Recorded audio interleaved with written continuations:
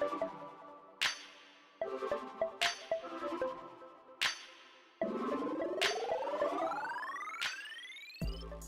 want to thank you all for coming to this event on digital privacy. My name is Jonathan Hodge. I'm a department head uptown at Norfolk Central Library, and I've also been leading a task group on the implementation of a Toronto Public Library digital privacy initiative.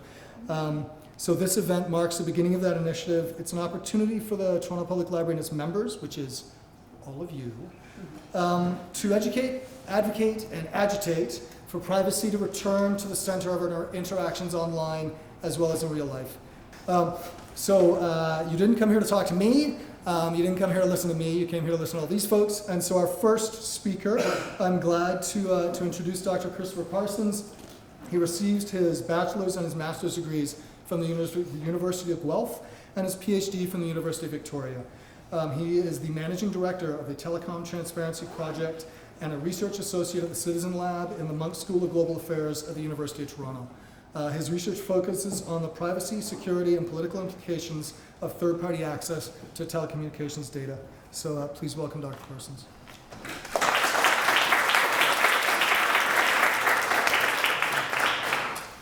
So let me begin by thanking our generous hosts for inviting all of us and for all of you for coming and taking interest in this subject.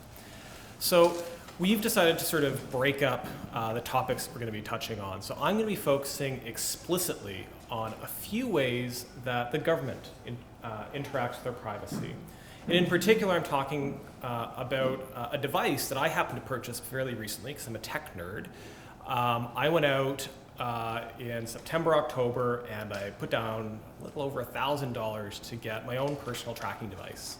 It was a major upgrade to the past tracking device I purchased a few years ago. I'm of course talking about the tracking device that most of you have in one format or another, your mobile phone.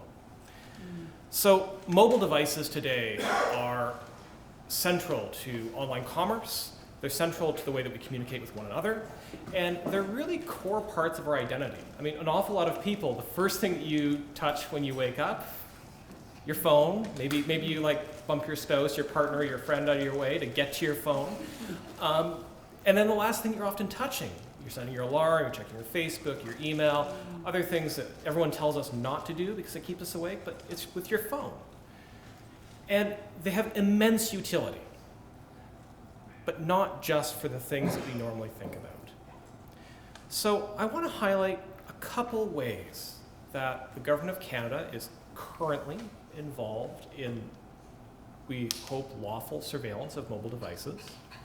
I want to touch on a new technique that isn't that new, but at least is a little bit clear in the criminal code as to what's going on. And then I want to talk a little bit about the future. What do we do about what's been going on to date?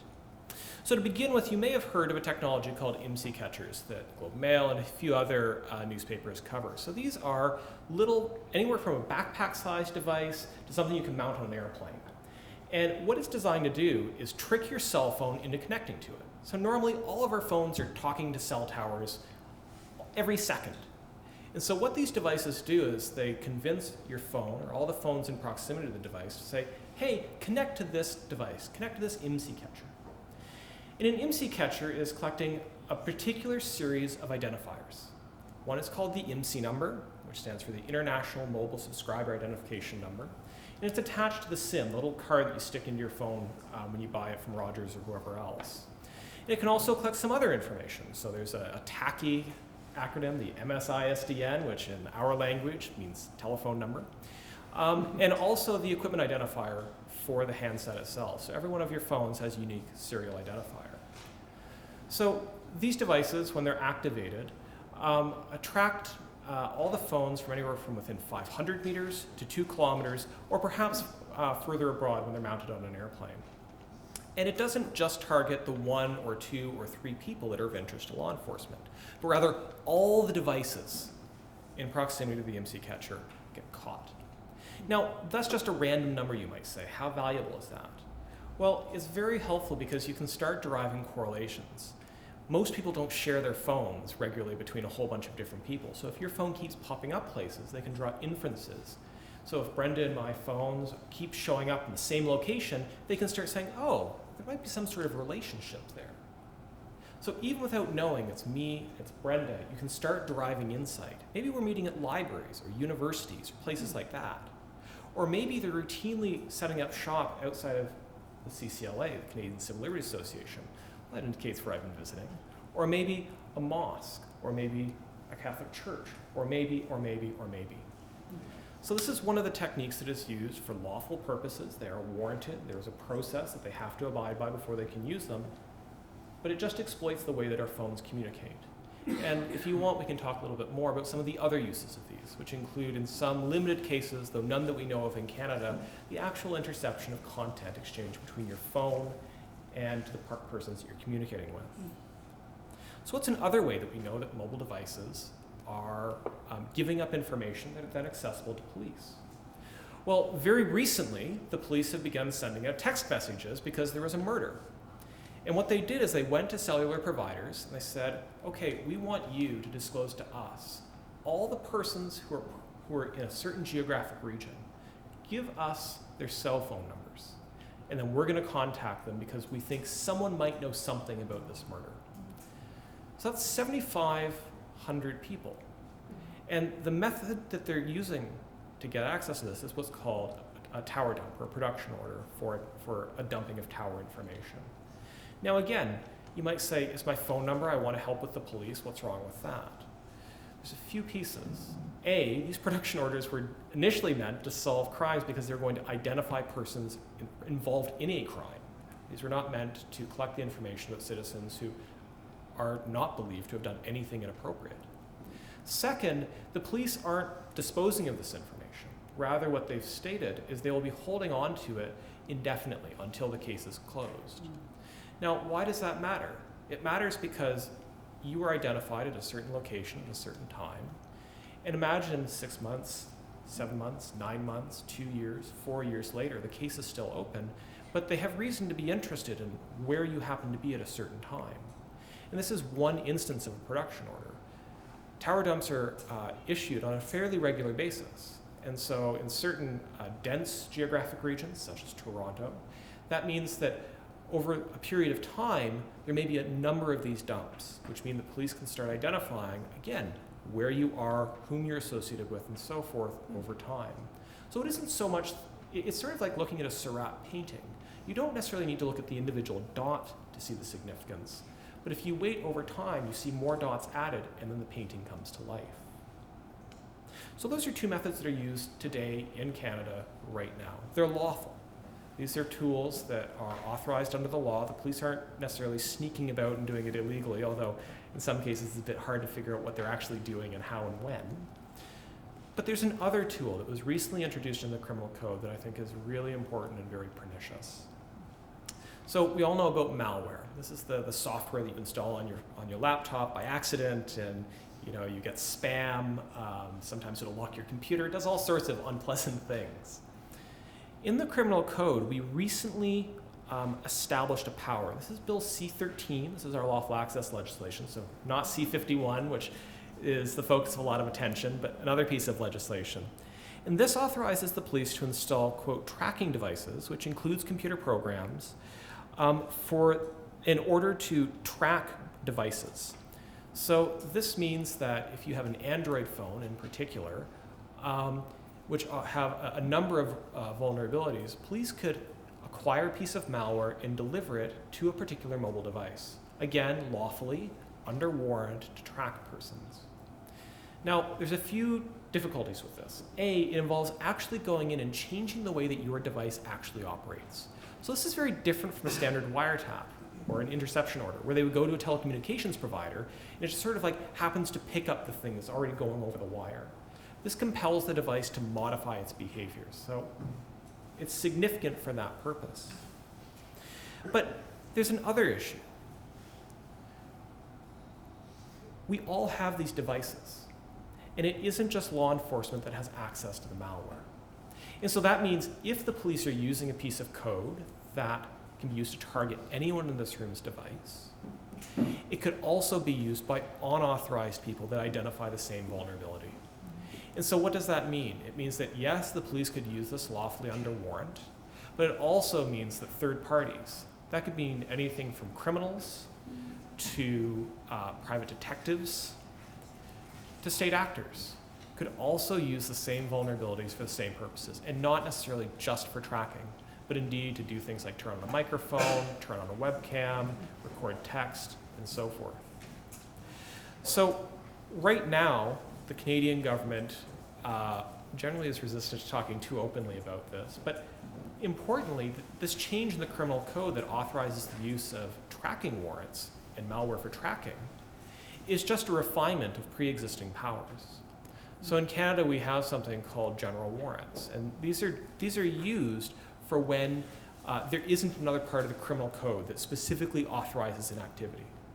And so historically what has happened is general warrants have been used by authorities to use malware and deploy it on our mobile devices, be they our laptops, our phones, and worryingly, potentially even our cars, as they become increasingly computerized and as GPS is installed inside of them. So this is an issue. Why? In part because the only information we have on how mobile devices and other kinds of devices we use are targeted for surveillance by the government is when they are forced to disclose information. So when a phone interception happens, when they listen to our phone calls or access our communications in real time, that is reported by the government in annual, or supposed to be reported at least, by the government in annual reports.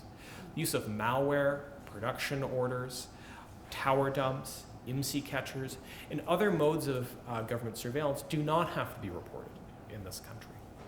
So that means that neither our representatives and our legislative assemblies have an understanding of what's going on. It often means that even our agencies, public safety agencies, justice departments, they don't even know exactly how often these tools are used.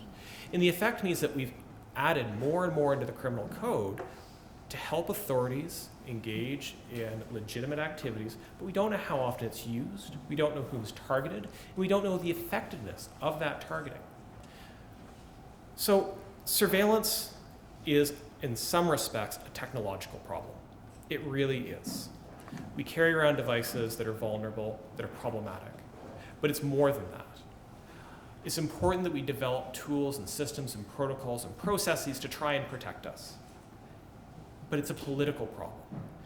We have facilitated a culture that means that government is empowered to use these capabilities, but also there's a rationale in concealing it, because there's a concern that if Canadians know more about what is going on in their name, they may say, hold on, that's a step too far. And so while, as I think we'll hear through the evening, there are some technological solutions and they're important, we should consider them, it's more than that. It's a social problem, it's a political problem. And I think it's one that can actually be won, which maybe we can get to in some of the comments that follow. Thank you. The next speaker is Brenda McPhail. Brenda is the director of the Canadian Civil Liberties Association's Privacy, Surveillance, and Technology Project. She is currently working to develop a program focused on protecting privacy rights while creating public awareness about the importance of privacy and the ways in which it is at risk in contemporary society. This includes privacy in relation to national security and intelligence surveillance, privacy and private sector information sharing practices and policies, and privacy in the social context of existing and emerging technologies. Please welcome Dr. Brenda McPhail.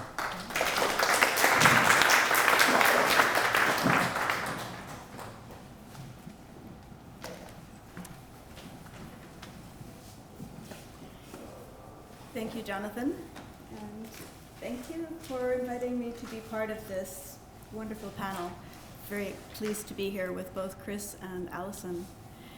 As Chris mentioned, we've divided up the topics, and so I'm going to spend the next 10 minutes talking about private sector surveillance, the ways that businesses and companies collect and use personal information of Canadians. Very briefly first, in case you don't know, the Canadian Civil Liberties Association is an organization that's been around in Canada for more than 50 years, protecting fundamental rights and freedoms. We work often through the courts, trying to make sure that our laws are actually protective of Canadians and that the rights that are enshrined in our Charter of Rights and Freedoms are reflected in the legislation that's passed by our government. And then we also have an active education and outreach and advocacy program. So, There are two versions of a talk about private sector data collection. The short version is about 30 seconds long.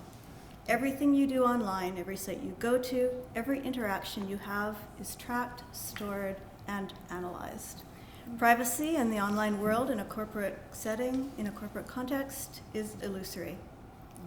I think Oscar Wilde, and I thought it would be nice to bring a literary reference to a library presentation, said it beautifully when he said, "It is very sad that nowadays there is so little useless information." He, of course, was speaking many, many years before the onset of the internet.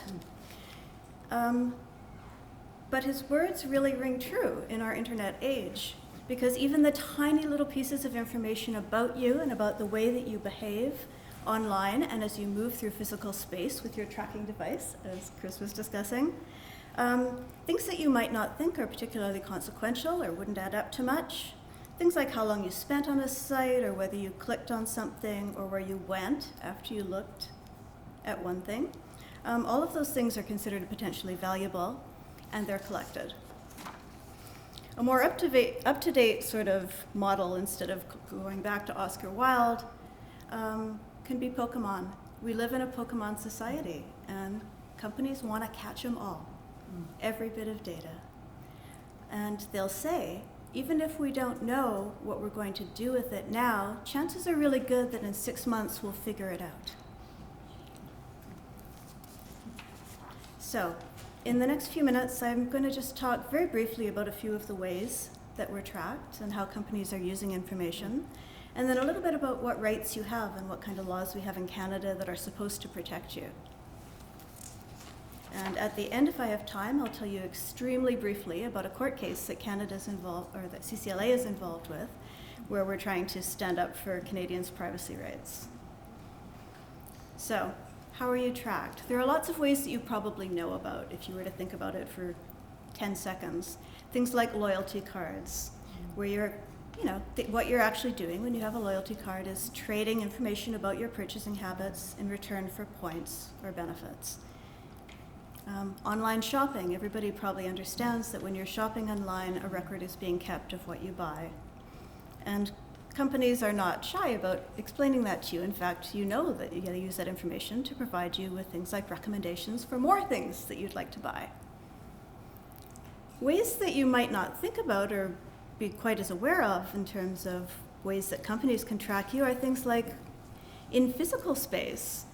Increasingly, they can use location tracking through in-store Wi-Fi to figure out where you are in a store or where you are in a mall, and potentially at some point, depending on ways that they have of connecting you and to other data they have about you, pushing ads or trying to entice you to come into their store.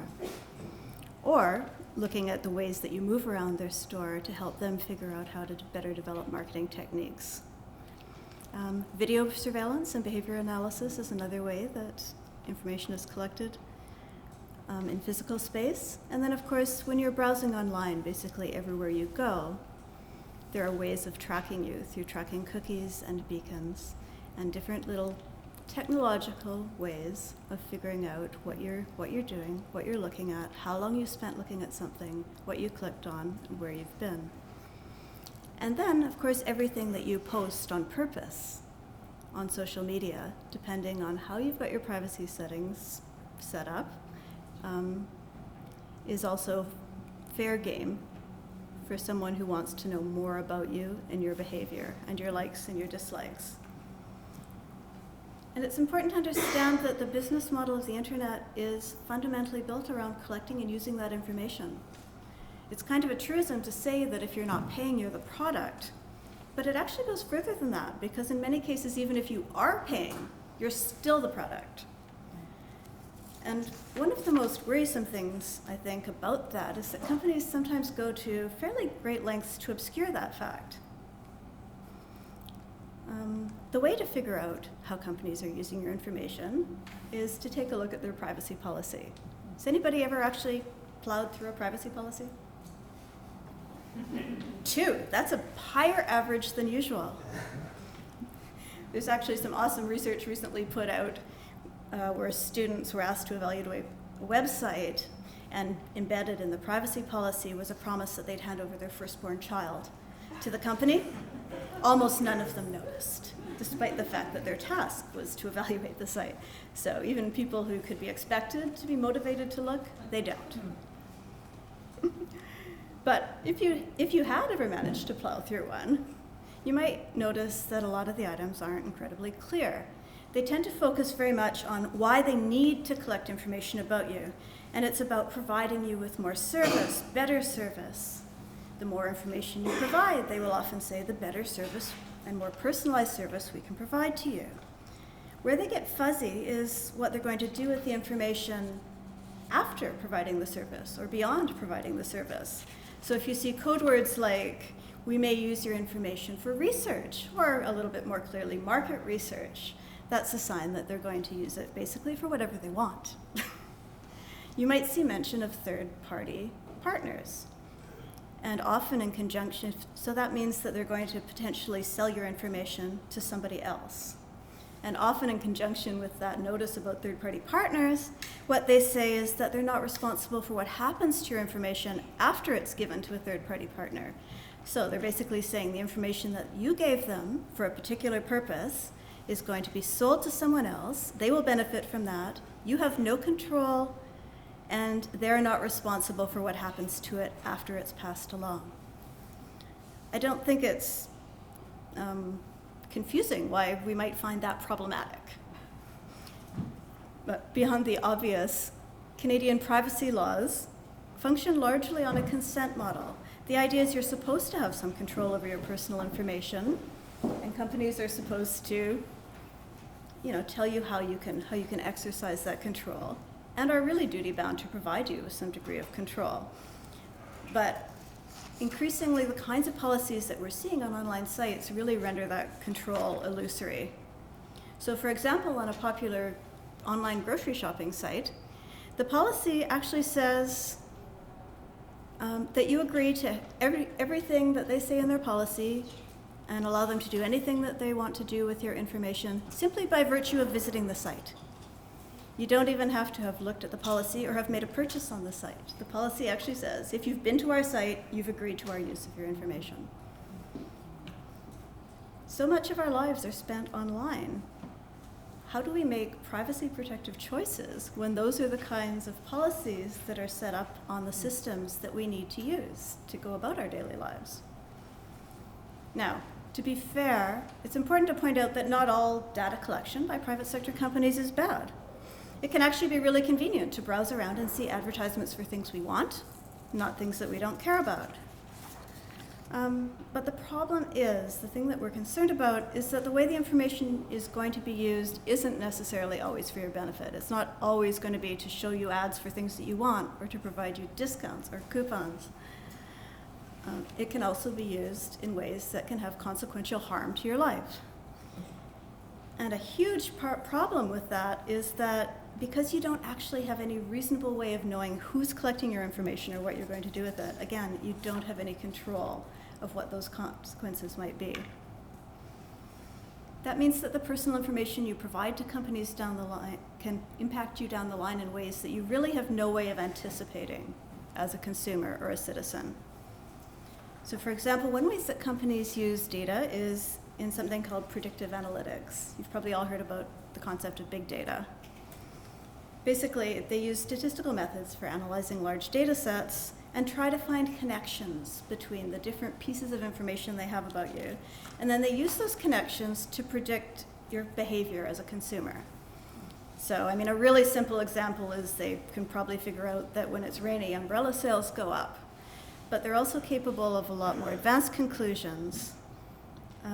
So in the US, for example, Target used predictive analytics to figure out that women in the second trimester of pregnancy were more likely to buy unscented hand soap.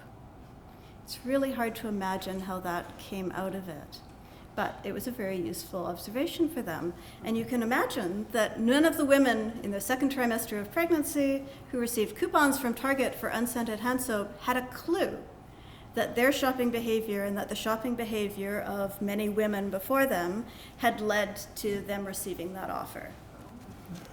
Now, that's a pretty benign example. Whether or not you get a coupon for unscented hand soap isn't really going to affect your life that much. But what if they're analyzing behavior like spending habits, like who you associate with on Facebook, and there has been a case like this recently, and using that information to decide whether or not you deserve to have insurance? The stakes get big a lot quicker. And it's not just about individuals that these analytics can be used to draw conclusions. They can also be used to draw conclusions about societal groups. So they might draw conclusions about you as an individual based on how people in your age bracket or gender bracket or socioeconomic group behave, whether you're a man or a woman, what neighborhood you live in. And the way that those decisions are made, the kind of assumptions that those categories that you get put in cause companies to make about you, then can reinforce some of the differences that we have between social groups in our society. Lower income individuals can be put on lists identifying them as credit risks, whether or not they've ever committed any financial transactions that would lead someone to that conclusion. That might mean that when it's time to go get a mortgage, they don't get the best rate because they're on the wrong list. So in that way, predictive analytics and targeted advertising can actually reinforce the kinds of inequalities that we could probably all agree we don't want to see in our society. And when you give organizations your information, you're helping them draw those conclusions and letting them know what kinds of assumptions they can make about you. So I think one of the big issues here is about choice. The way that the current system is set up, we don't have a lot of choice in how we interact online. Most of these contracts, when you go to a site, it's a take it or leave it. You want to go on the site, you agree to the terms. An example of that in the last couple of minutes is a case that we're working on at CCLA called Duez versus Facebook. And it's about a woman in British Columbia who was very upset that Facebook was using her picture and name in targeted advertising for her friends. This was a policy that Facebook had. It was buried in their terms of service that they could do this. But she found that was a really profound violation of her privacy. And she wanted to take Facebook to court.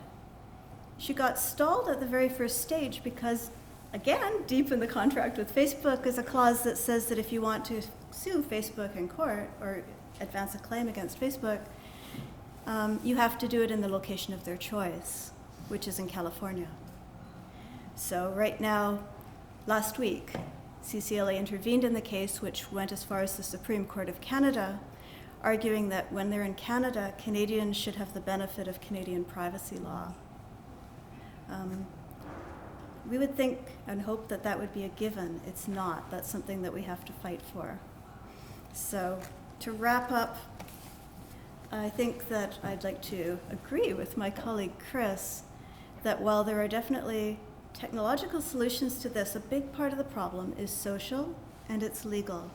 We have privacy laws in Canada that aren't being followed and they're not being well enforced, and we could do a lot better.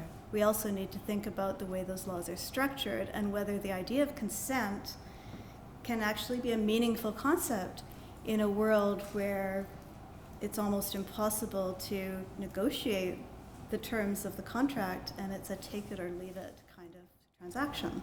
Our final speaker is American guest and possible imminent political refugee, Alison Macrina. Alison is a librarian, privacy activist, and founder and director of the Library Freedom Project, an initiative that aims to make real the promise of intellectual freedom in libraries by teaching librarians and their local communities about surveillance threats, privacy rights and law, and privacy-protecting technological tools to help safeguard digital freedoms.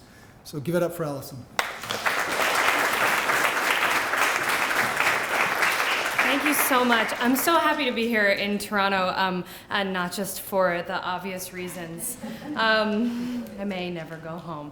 Thank you so much to the Toronto Library for putting this on. This is a really amazing way to kick off their privacy initiative, and I'm really honored to be here with Chris and Brenda from two incredible organizations that are doing really amazing work in this vast and mostly unknowable and difficult to understand privacy landscape. So I'm going to tell you about what my organization does and what I see as the role of public libraries in the privacy sphere. So my organization, Library Freedom Project, began in 2013 after what is now called the Summer of Sunlight, after Ed Snowden began his revelations about US and global mass surveillance conducted by various intelligence agencies. I was working as a librarian outside of Boston, Massachusetts, where I live, and I, like many librarians, had an interest in privacy, but I had no idea how massive the problem was, nor who was affected by it, or anything that could be done. So the Snowden revelations came out, and immediately I started hearing from members of the public that they were really alarmed by this and felt pretty despondent, felt like the issue was much bigger than they could have ever imagined, but they had no idea what they could do about it. So recognizing that there was this burgeoning public interest and clearly this very big social problem that was still being revealed, I started thinking about the ways that libraries could fight back against this problem. Now, the reason why I started doing this in libraries was not just because I conveniently happened to work in a library, but mainly for two big reasons. So one has to do with the role of libraries kind of in the ideological sphere. Libraries have counted privacy as one of their core values since the very beginning of library membership organizations like the American Library Association and the Canadian Library Association. This is because librarians recognize that privacy is essential to a much bigger library core value, which is intellectual freedom. If you believe that your reading or writing or research is being watched, you are not going to do the same reading, writing, or research. If you don't have privacy, you really can't have intellectual freedom. It also, privacy, for that reason, kind of contributes to a kind of censorship, if only self-censorship. This is another issue that's very paramount to what libraries do. Another reason why this is essential for libraries is because we are already, centers of education in our communities. We provide sometimes the only free computer classes that exist in most communities. This was certainly true in the library where I was working outside of Boston. It's true in every library I've ever worked, and since then every library I've visited.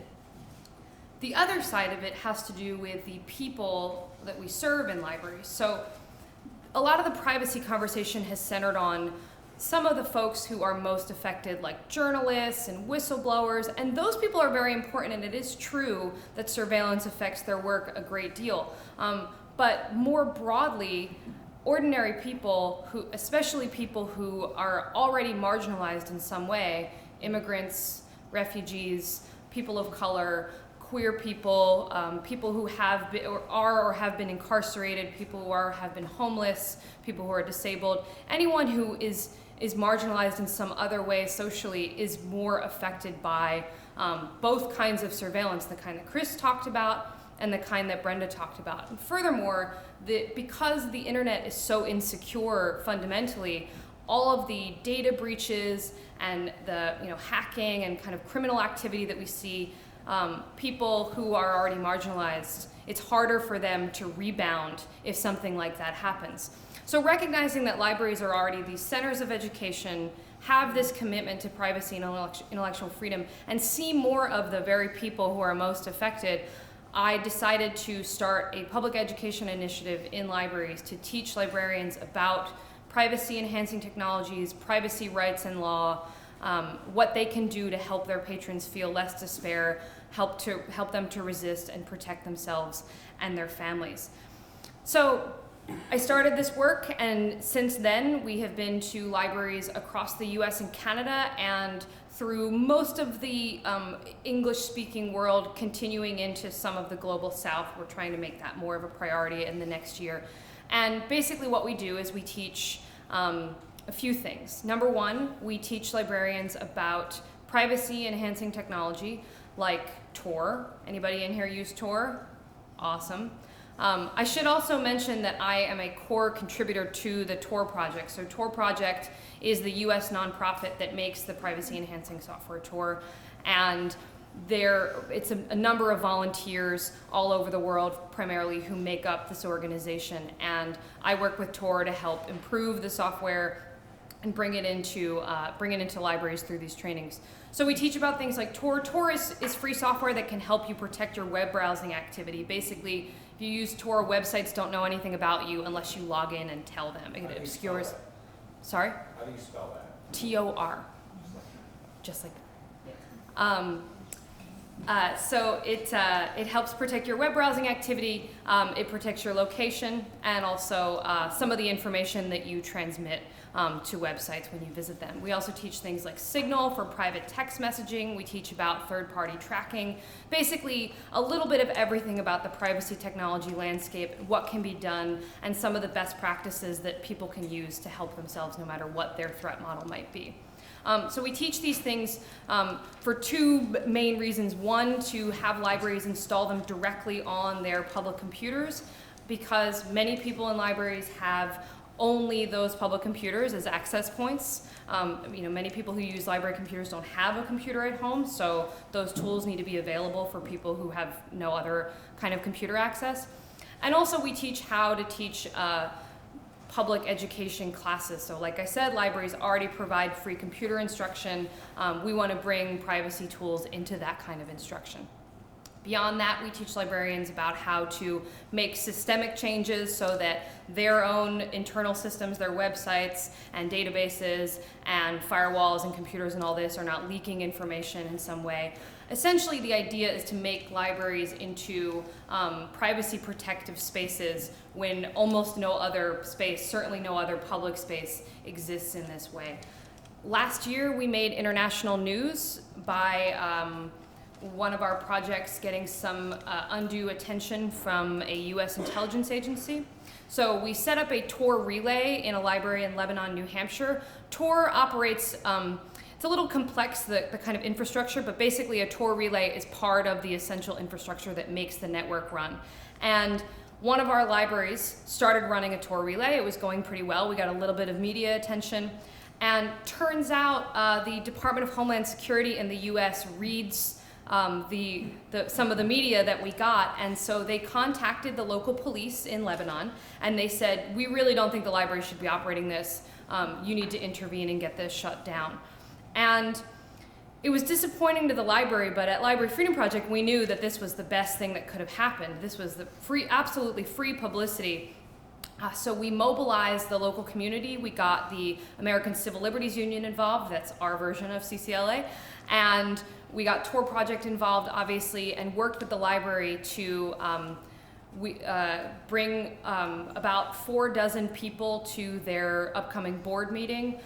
Their community spoke in favor of this relay pretty highly. They spoke about the pride in their library at operating this relay and how important they thought it was to provide privacy programs for the public in this space. And so no one from DHS showed up to this meeting, and the board voted unanimously once again to reinstate originally they voted unanimously to get the thing started, and then they voted unanimously again to bring it back up. And it was a tremendous win for this amazing initiative. And so today that library is thriving. They're doing even more privacy programs. Their community sees them as a beacon for all other libraries. The folks from that library are now doing conferences and all these other kinds of public talks about their experience. And so I think that is a really great example of how all public libraries should be operating. We can take bold stances in favor of privacy on behalf of our communities, and when we do it, we get amazing support. So I really